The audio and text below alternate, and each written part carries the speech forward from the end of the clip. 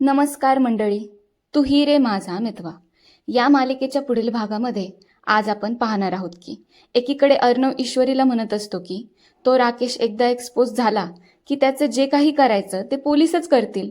त्यावर ईश्वरी म्हणते त्याला ना फाशी झाली पाहिजे, फाशी. आणि ह्या सगळ्यात तो एकटा नसणारे, नक्कीच त्याची साथ देणारा कोणीतरी दुसरा तिसरा व्यक्ती आहे ह्या सगळ्यात. त्या सगळ्यांना शोधून काढलंच पाहिजे. अर्णव म्हणतो हो नक्की काढूयात आपण. ह्या सगळ्यात ईश्वरी अर्णवच्या गप्पा वल्लरी गपचूप दारामागं उभी राहून चोरून चोरून ऐकत असते. तिकडे राकेश रात्री दार बंद करून घराबाहेर येतो आणि स्वतःशीच बडबड करत म्हणतो, आता हा राकेश भोसले नावाचं कॅरेक्टर संपायची वेळ आलीये. आता नवा देश, नवीन राज्य आणि नवीन कॅरेक्टर. तिकडे अर्णव ईश्वरी डॉक्टरला भेटायला जातात आणि अर्णव डॉक्टरला म्हणतो राकेश भोसलेची मेमरी परत आलीये.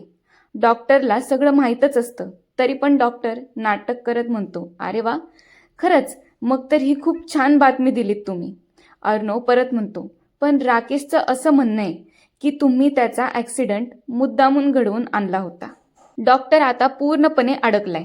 तिकडे सेक्रेटरी तारा ही शलाकाची बहीण असते आणि तिच्याच खुनाचा बदला घ्यायला ती तारा राकेशपर्यंत पोचलेली असते. ताराने राकेशचं सगळं सत्य ईश्वरीला सांगितलंय आणि तेच तिकडे राकेश मेमरी लॉस झाल्याचं नाटक करत होता हे त्याने स्वतः वल्लरी समोर कबूल केलेलंय. पण आता वल्लरी राकेशकडे 35 कोटी मधली अर्धी रक्कम मागतीये. नाविलाजाने राकेश ह्या डीलसाठी तयार सुद्धा झालेला आहे. राकेश सात्विक फॅशन्सच्या मालातून सोन्याची तस्करी सुद्धा करतोय. त्यामुळे आता अर्णव मात्र राकेशवर जाम चिडलाय. पण आता पुढे काय होणार हे पाहण्यासाठी आपल्या चॅनलला सबस्क्राईब करा. बाय बाय मंडळी.